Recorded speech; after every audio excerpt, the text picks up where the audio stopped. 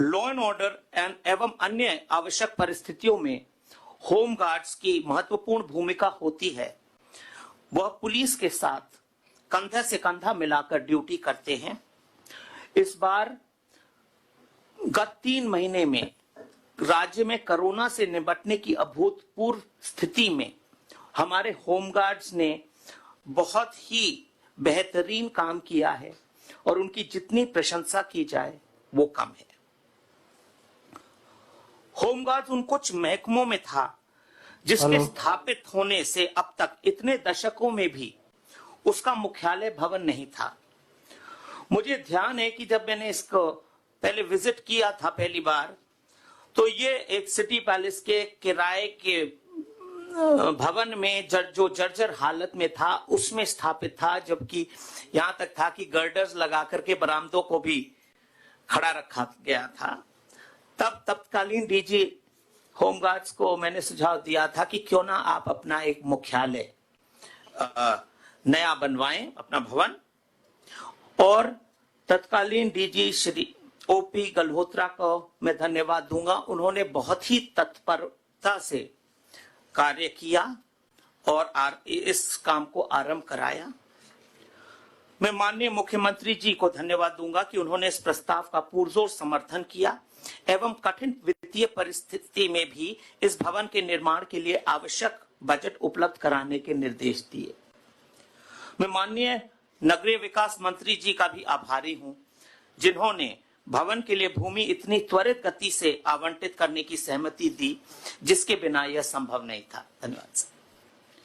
माननीय राज्य मंत्री होमगार्ड भी बहुत ही सक्रिय रूप से हर समय लगे रहते हैं कि किस प्रकार से हम होमगार्ड्स के लिए अधिक से अधिक कार्य कर सकें। हमारे वर्तमान डीजी होमगार्ड श्री राजीव दासोत जी ने भी इस भवन के निर्माण के संबंध में अत्यधिक रुचि ली एवं यह सुनिश्चित किया कि आवंटित बजट में बेहतर से बेहतर भवन बन सके। अंत में मैं पुनः सबको धन्यवाद देना चाहूंगा एवं एसीबी और होमगार्ड्स के अधिकारी, स्टाफ और वॉलंटियर्स को मेरी ओर से शुभकामनाएं।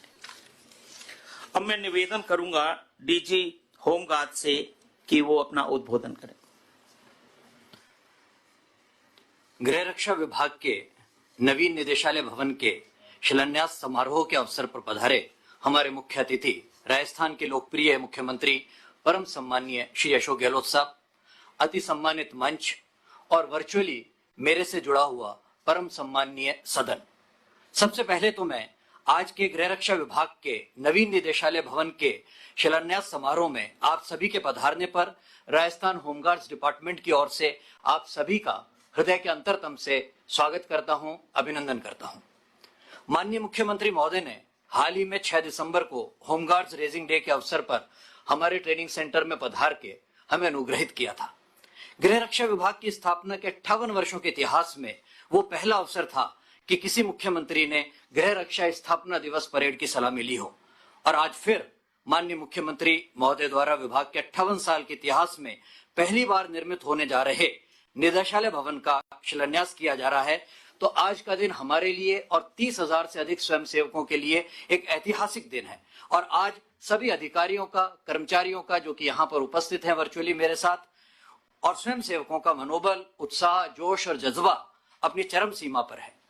कोरोना संकट के समय किया जा रहा ये शिलान्यास माननीय मुख्यमंत्री महोदय की विकास एवं कल्याणोन्मुखी सोच को दर्शाता है कि कोई कोरोना राजस्थान के विकास रथ के पहिए नहीं रोक सकता है। महोदय, वर्तमान में निदेशालय का अपना भवन नहीं है। यह निदेशालय जबकि 1962 में चीनी आक्रमण के पश्चात स्थापित हुआ था।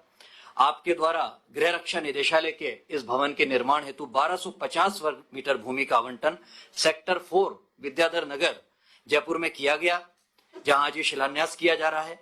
और इस भूमि आवंटन के लिए हम श्री शांति धारीवाल साहब UDH minister, Shri Bhaskar Sawant principal secretary UDH और श्री टी रविकांत जेडीसी के भी बहुत बहुत आभारी हैं। यही नहीं, नवीन निदेशालय भवन निर्माण हेतु माननीय मुख्यमंत्री महोदय द्वारा लगभग 11.3 लगभग 11.25 करोड़ रुपए का बजट भी आवंटित किया गया। और इस आवंटन को गति प्रदान करने के लिए हम श्री निरंजन आर्य एसीएस फाइनेंस का भी बहुत बहुत आभार व्यक्त करते हैं। महोदय, होमगार्ड्स डायरेक्टरेट की इस नई बिल्डिंग का निर्माण RSRDC को सौंपा गया है और इस भवन में निदेशालय की आवश्यकता के अनुसार सभी अधिकारियों और कर्मचारियों के लिए आवश्यक कक्ष, VC रूम, ऑडिटोरियम, कॉन्फ्रेंस कक्ष, CCTV control room, computer lab, officers lounge, gym, योग कक्ष, library, departmental museum, cafeteria, terrace garden, storage, parking आदि का प्रावधान रखा गया है. Sir, this building will be ECBC compliant. That is, it will comply to Energy Conservation Building Code. और निश्चित रूप से इस अत्याधुनिक निदेशालय भवन के निर्माण से हमारे विभाग की कार्यकुशलता और कार्यदक्षता में वृद्धि होगी. और अंत में महोदय, आज इस ऐतिहासिक अवसर पर मैं DG होमगार्ड्स की हैसियत से आपको विश्वास दिलाना चाहूंगा कि विभाग का एक एक अधिकारी, कर्मचारी और स्वयंसेवक गृह रक्षा की मूल भावना निष्काम सेवा के अनुसरण में राज्य की जनता की सेवा में अनवरत और सदैव तत्पर रहेगा. धन्यवाद. जय हिंद.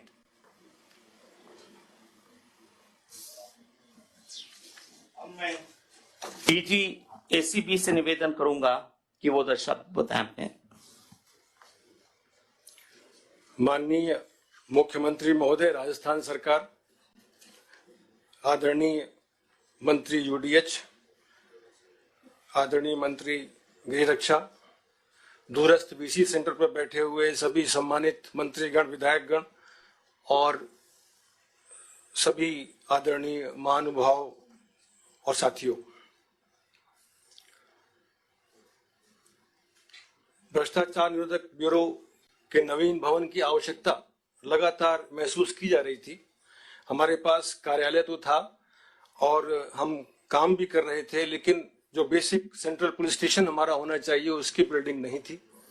और न सिर्फ उस बिल्डिंग की जरूरत थी, बल्कि साथ में एक इंट्रोगेशन सेंटर और अगर थाना था तो हवालात नहीं थी. तो आज के इस उद्घाटन के बाद ACB को न सिर्फ थाना मिलेगा बल्कि भ्रष्टाचारियों के लिए हवालात भी मिलेगी. मैं माननीय मुख्यमंत्री महोदय का हृदय से आभारी हूं कि उन्होंने स्वीकृति प्रदान की कि इस भवन का वो उद्घाटन करें. संभवतः मुख्यमंत्री महोदय वो पहले मुख्यमंत्री हैं जिन्होंने ACB मुख्यालय में जाकर के हमारे कार्य को देखा, हमारे कार्य की सराहना की और हमारी कमियों की तरफ भी इंगित किया. माननीय मुख्यमंत्री जी ने सुपरविजन किया, मार्गदर्शन दिया और ये उनके निर्देश का ही परिणाम है, क्योंकि उनकी ये इच्छा है कि भ्रष्टाचार के निवारण में जो जीरो टॉलरेंस की जो नीति सरकार की है उसमें अधिक से अधिक जो जनमानस है, जो लोग हैं, वो अपनी बात पहुंचा सकें. और इसीलिए उनकी ये इच्छा थी कि एक हेल्पलाइन की स्थापना की जाए. और मुझे खुशी है अवगत कराते हुए कि 1064 ACB की हेल्पलाइन का भी आज जो है लॉन्च माननीय मुख्यमंत्री द्वारा किया जाएगा. हम भ्रष्टाचार, न सिर्फ व्यक्तिगत भ्रष्टाचार बल्कि संस्थागत भ्रष्टाचार दोनों के विरुद्ध कार्रवाई करते हैं. जब से इस सरकार का गठन हुआ है 17 दिसंबर 2018 से लेकर आज तक लगभग 550 केस हम अभी दर्ज कर चुके हैं. इनमें 380 ट्रैप हम कर चुके हैं और लगभग 30 लोगों के खिलाफ आय से अधिक संपत्ति के मुकदमे दर्ज हो चुके हैं.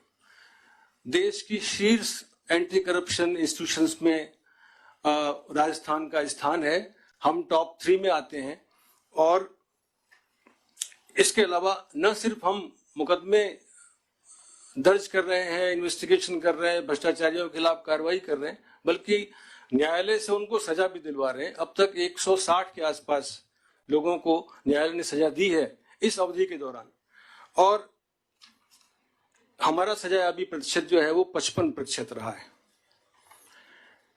यह जो नया भवन बना है CPS का, इसको पुलिस हाउसिंग कॉर्पोरेशन ने इसका निर्माण किया है.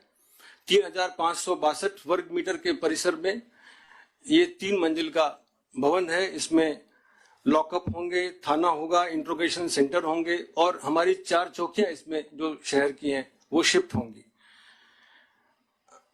मैं इस अवसर पर यह भी बताना चाहूंगा कि इस भवन पर लगभग 3,61,00,000 रुपए का व्यय हुआ है।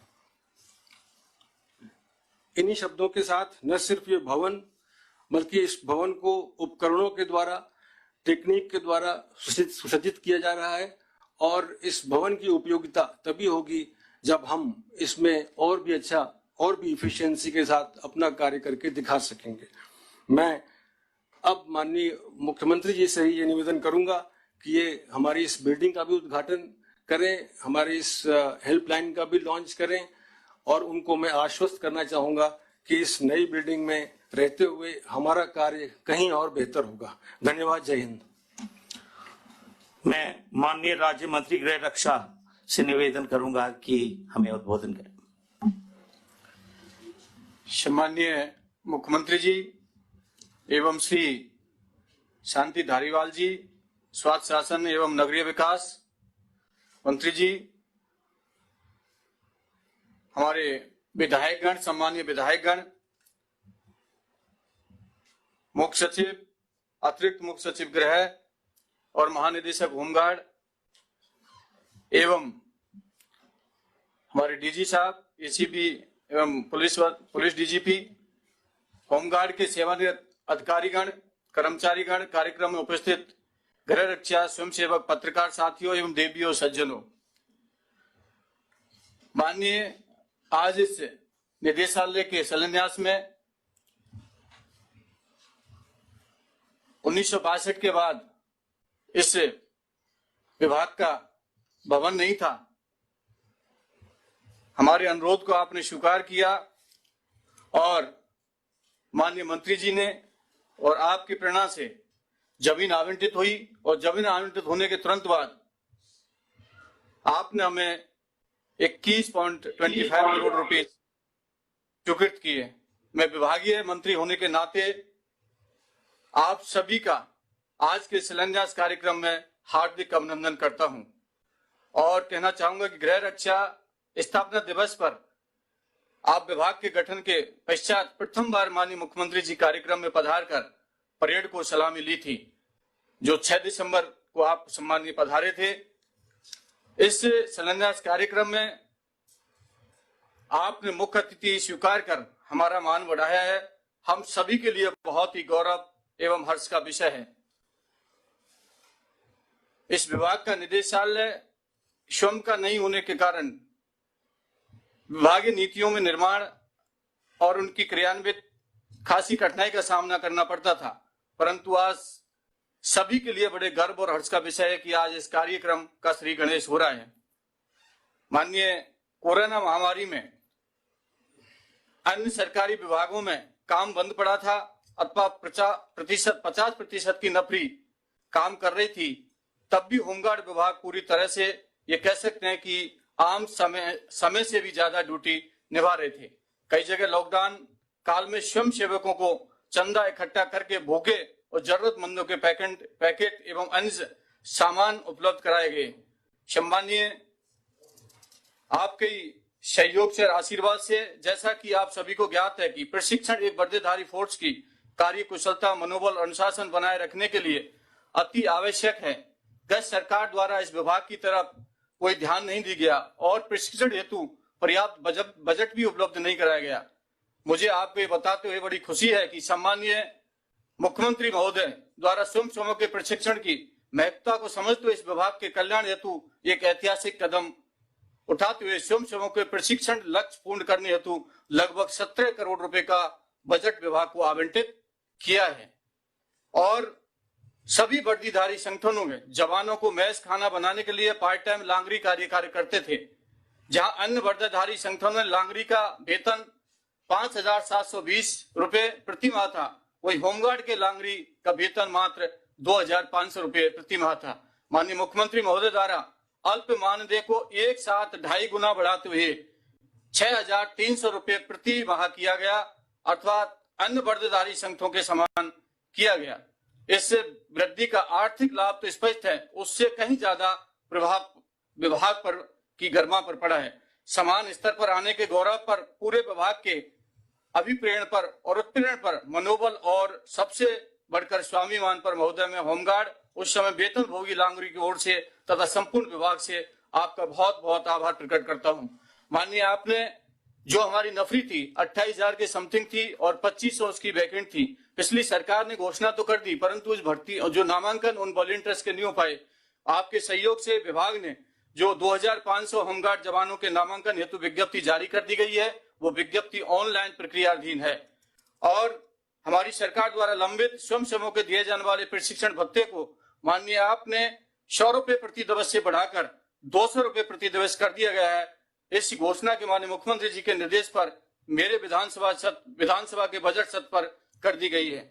माननीय, राज्य सरकार द्वारा पदोन्नति समितियां आयोजित कर अधिकारियों कर्मचारियों को पदोन्नत कर का लाभ एक साथ विभाग में 2016-17 से 2018-19 तथा 3 वर्षों से मुख्य आरक्षी और प्लाटून कमांडर एवं कंपनी कमांडर की जो रुकी हुई थी, वो 2019-20 में प्रक्रिया पूर्ण करके 108 कर्मचारी पदोन्नतियों का लाभ दिया गया है। जो बजट घोषणा थी, जो हमारी निजी सुरक्षा एजेंसी थी, उसको भी हम लोगों ने, जो हमारी बजट घोषणा थी, उसको भी हम लोगों ने माननीय ऑनलाइन कर दिया है, जिससे कहीं किसी तरह की कोई संशय पैदा ना हो। माननीय, भविष्य में स्वयंसेवकों के ड्यूटी नियोजन के लिए पारदर्शिता लाने होती स्वयंसेवकों नियोजन प्रक्रिया मानदेय भुगतान प्रक्रिया को भी हम लोगों ने ऑनलाइन कर दिया गया है। अतः मैं यही समाप्त करना चाहूंगा कि आज इस विद्यालय भवन के रूप में गृह रक्षा विभाग को एक नई सौगात मिली है, जिससे विभागीय मंत्री होने के नाते दिन मुझे एक उत्सव का सम्मान प्रतीत हो रहा है। गृह रक्षा विभाग के निदेशालय भवन के शिलान्यास समारोह के इस अवसर पर भव्य आयोजन के महानिदेशक गृह रक्षा एवं उनकी पूरी टीम को मैं बधाई देता हूं। धन्यवाद।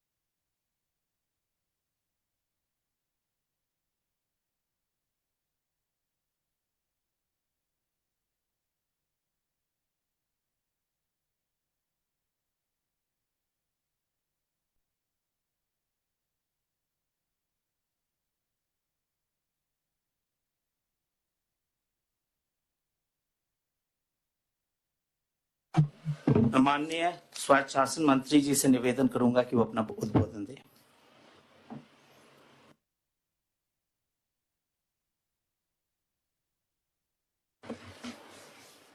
आदरणीय मुख्यमंत्री महोदय,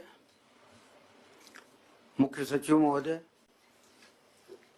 डीजी पुलिस महोदय तथा होमगार्ड के डीजी साहब, एंटी करप्शन के डीजी साहब और उपस्थित सभी अधिकारीगण तथा माननीय विधायकगण और उपस्थित सभी सज्जनों, राजस्थान सरकार के अनेकों विभागों में, चाहे पुलिस हो, जेल हो, खनिज हो, चिकित्सा हो, बिजली हो, नगर निगम हो, न्यायालय हो, इन लोगों ने अपनी सुरक्षा का दायित्व होमगार्ड के स्वयंसेवकों को सौंपा है। इसका मतलब यह है कि होमगार्ड के स्वयंसेवकों की कार्यप्रणाली में उनका विश्वास है। मैं इस बात की तारीफ करना चाहता हूं, इस बात की सराहना करना चाहता हूं कि इनकी संगठन की जो सक्रियता है और उपयोगिता है, वो इन्होंने दर्शाई है। मिसाल के तौर पर अभी कोरोना की महामारी के युद्ध के टाइम करीब 15,000 16,000 स्वयंसेवकों ने पुलिस के साथ मिलकर के जिस तरीके से लॉ एंड ऑर्डर को और लॉकडाउन को कायम किया है, लॉ एंड ऑर्डर मजबूत किया है, तो उसकी निश्चित तौर पर इनका कार्य प्रणाली जो इनकी है और जितना विश्वास इनमें जागृत किया गया है, उतना का उतना विश्वास इन्होंने अपना दिखाया है। तो मैं इस बात की तारीफ करता हूं कि मुख्यमंत्री जी ने 2,500 और स्वयंसेवक भर्ती करने के लिए आदेश दिए हैं तथा आज मुख्य निर्देशालय का शिलान्यास भी हुआ है और एसीबी की नई बिल्डिंग का उद्घाटन भी मुख्यमंत्री जी के द्वारा हो रहा है। ये खुशी की बात है हमारे लिए। मैं समझता हूं कि निश्चित तौर पर जो है, जो काम इनको दिया गया है, मुख्यमंत्री जी के द्वारा सौंपा गया है, उस काम में ये पूरी लगन के साथ, मजबूती के साथ काम करके और इस काम में जुटेंगे। जहां तक सवाल इस बात का है कि डीजी साहब होमगार्ड ने कहा कि साहब विद्याधर नगर में जहां पर जमीन दी गई है वहां पर एक 25 वर्ष पुराना कोई चौराहा है, तो वो चौराहा विकसित नहीं है। तो मैं तो यही कहना चाहूंगा कि भाई प्रक्रिया, उसका नाम अगर होमगार्ड सर्किट रखना चाहते हैं तो उसकी प्रक्रिया स्टार्ट करेंगे और आखिर में मुख्यमंत्री जी की इजाजत से ही सब कुछ होगा। धन्यवाद आपको। अब मैं माननीय मुख्यमंत्री जी से निवेदन करूंगा कि वो एसीबी के हेल्पलाइन नंबर 1064 का उद्घाटन करें।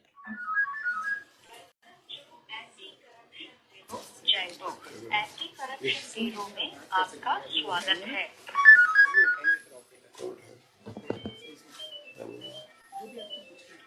क्या एसीबी का? ये वो जो नया हेल्पलाइन नंबर स्थापित किया है कि कोई भी व्यक्ति कहीं से भी एसीबी में शिकायत, कोई व्यक्ति आ रहा है सर आ जाए। मुख्यालय के डीवाईएसपी राजेश जांगे निवेदन कर रहा हूँ। नमस्कार। नमस्कार। हेलो, बोलिए। नमस्कार। आवाज आ रही है? सर आवाज आ रही है सर। सर एसीबी मुख्यालय से मैं डिप्टी एसपी राजेश जांगे निवेदन कर रहा हूँ। अब बोलिए साहब, मुझे बोलना है। सर फरमाएं हुकम सर, आदेश करें सर। नहीं, आपकी आवाज साफ आ रही है। मैं उम्मीद करता हूँ कि पब्लिक की तरफ से जब कोई शिकायत की जाएगी तो आप उसका तत्परता से हल करने का प्रयास करेंगे।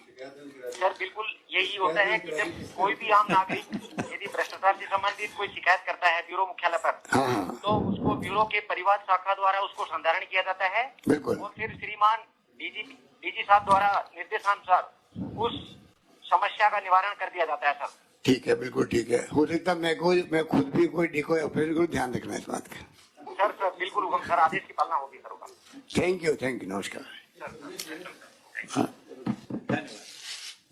अब मैं माननीय मुख्यमंत्री जी से निवेदन करूंगा कि एसीबी के नवीन भवन का लोकार्पण करें।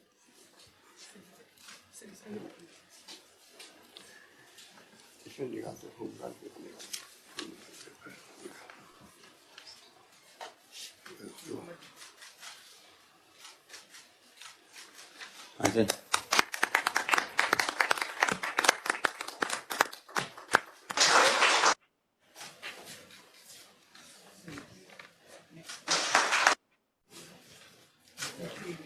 हाँ क्या करें?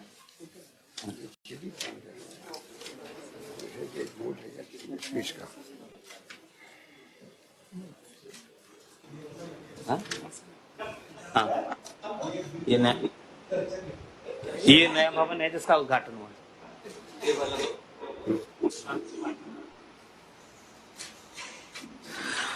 अब मैं माननीय मुख्यमंत्री जी से निवेदन करूंगा कि गृह रक्षा निदेशालय के भवन का शिलान्यास करें।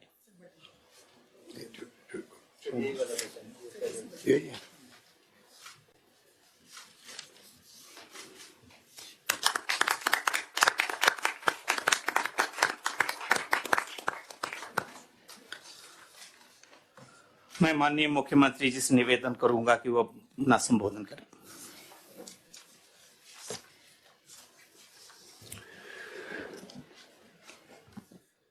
हमारे यहाँ उपस्थित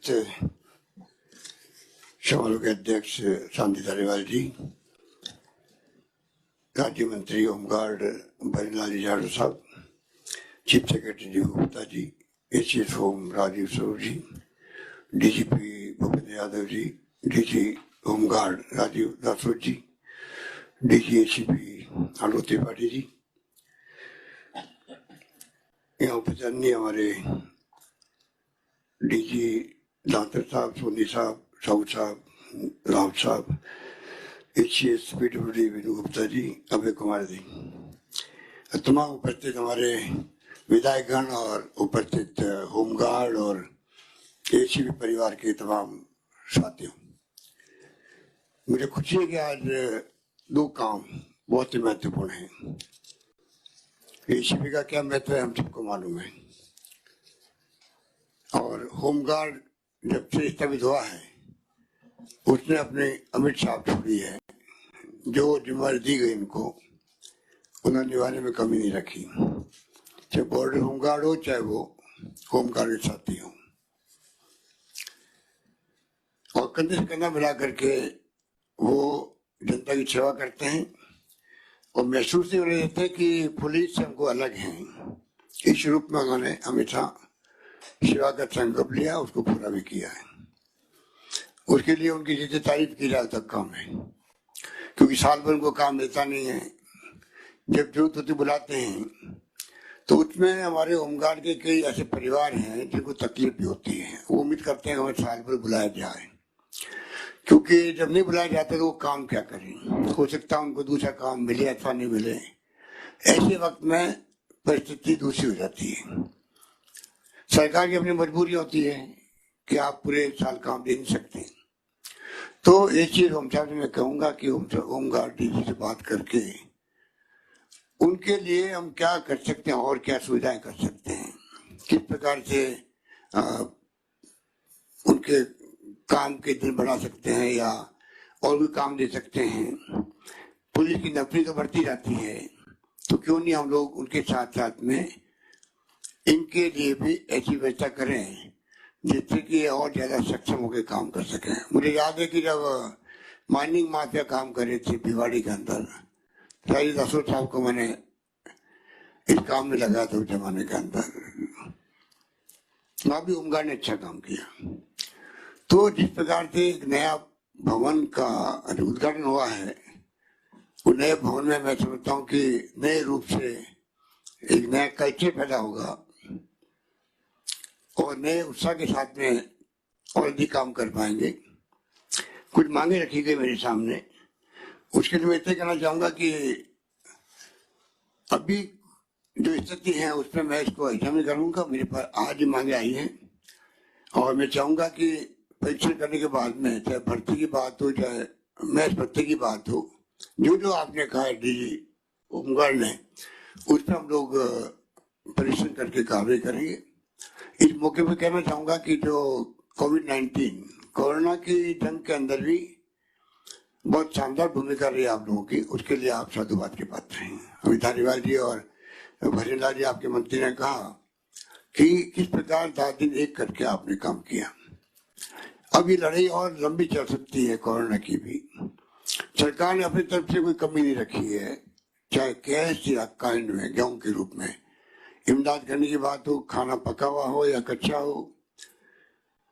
दानदाताओं ने भामाशाहों ने खूब काम किया और आप लोगों ने भी पहुंचाने का काम किया घर घर में भी। तो इस प्रकार से जो राजस्थान में कोरोना की जो जंग लड़ी गई है, अभी तक हम उसमें काफी कामयाब हुए हैं। अब जो संख्या वो भी फ्लैट हो गई है एक्टिव मरीजों की, पर अभी लंबा रास्ता तय करना है। उसमें होमगार्ड की बहुत बड़ी भूमिका होगी, मैं ही देख रहा हूँ। तो मुझे एहसास ही बात का है कि होमगार्ड के हमारे जवानों को किस प्रकार से अधिक सुविधाएं मिले, ये सरकार की हमारी मंशा है। उसी रूप में आने वाले वक्त में हम लोग उनका और ख्याल रख पाएंगे। एसीबी का अपना महत्व है, सब जानते हैं। और एसीबी हमने पहले कहा कि 0 टॉलरेंस की नीति जब चले, पर ये तब संभव है जब हम लोग सब मिलकर के एसीबी का जो तरीका काम करने का है उसको और मजबूत करें। किस प्रकार से हम लोग सूचना दें, क्योंकि ट्रैप होता है तो जाके कार्रवाई हो पाती है, और ट्रैप होने के अभाव के अंदर काफी कोशिश करने के बावजूद भी हम लोग लॉजिकल कंक्लूजन तक नहीं पहुंच पाते। तो इसमें आम जनता से वो करें तब जाकर के जो सरकार चाहती 0 टॉलरेंस हो, करप्शन नहीं हो, उसमें हम लोग कामयाब हो सकते हैं। केवल टैप नहीं हो पाता है तो आय से अधिक संपत्ति अगर किसी की है उस पर भी एसीबी के अधिकारी लोगों को चाहिए कि वो उस पर गहन अध्ययन करें, ध्यान रखें कि किस प्रकार से वो सूचना प्राप्त कर सकते हैं कि आय से अधिक संपत्ति वो भी कई गुना बढ़ी। वो आपको खुद को देखना पड़ेगा कैसे आप उसमें कामयाब हो सकते हैं। हमने 20 साल पहले एक प्रयोग किया था सीवीसी का, डिपार्टमेंट में भी और एशियस होम को बनाया था सीवीओ। वो प्रयोग बाद में सरकार बदलती गई और वो प्रयोग हमारा पूरी तरह कामयाब नहीं हुआ। अभी सीवीओ है, उनको हम चाहते ताकत मिले, एशियस होम जो उनका इंचार्ज है, और इस तरह की व्यवस्था हो जिससे कि कम से कम विभागों में टाइम नहीं लगे। अगर सेंटर मिलती है तो टाइम बहुत लगता है विभागों के अंदर भी, कई बार मिलती भी नहीं है।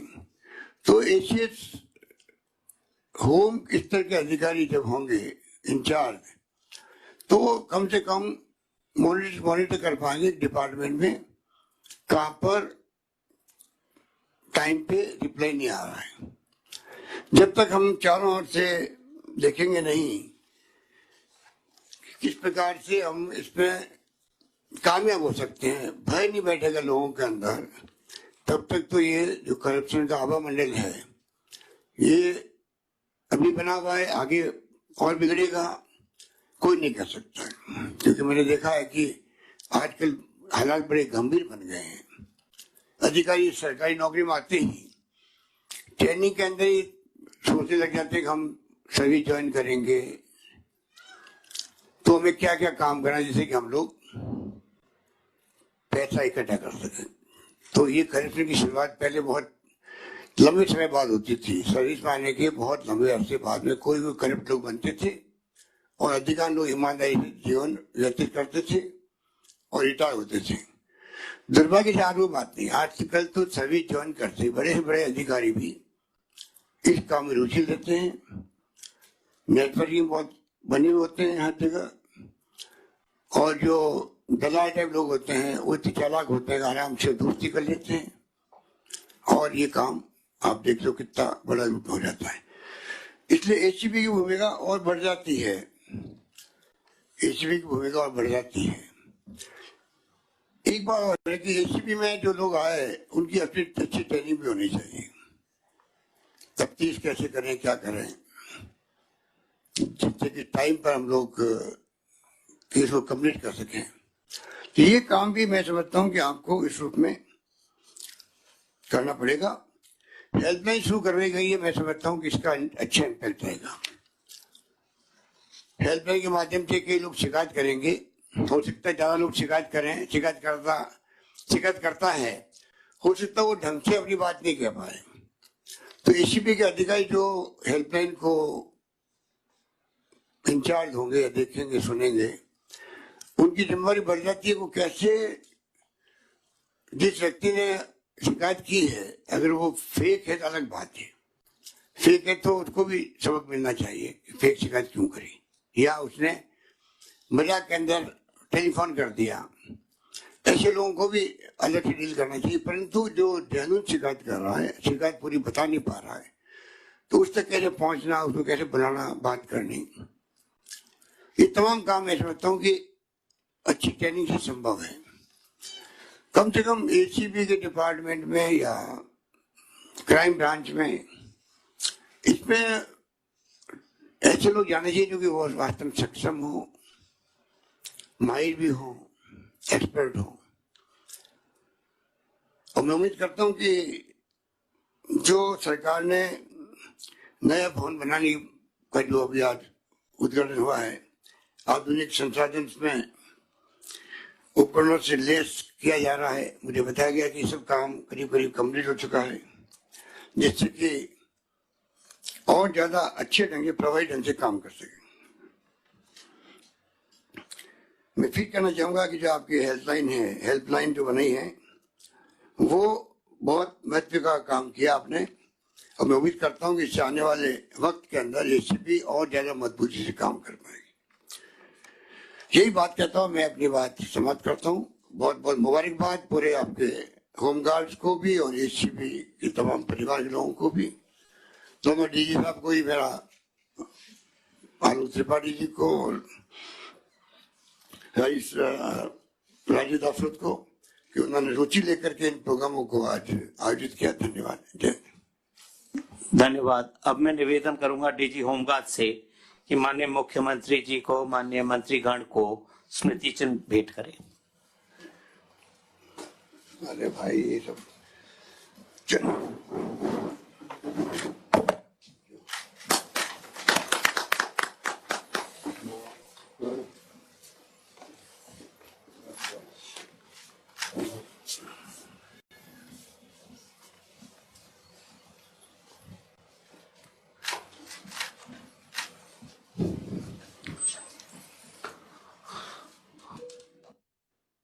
और मैं सबसे निवेदन करूंगा कि हम राष्ट्रगान के लिए खड़े हो जाएं।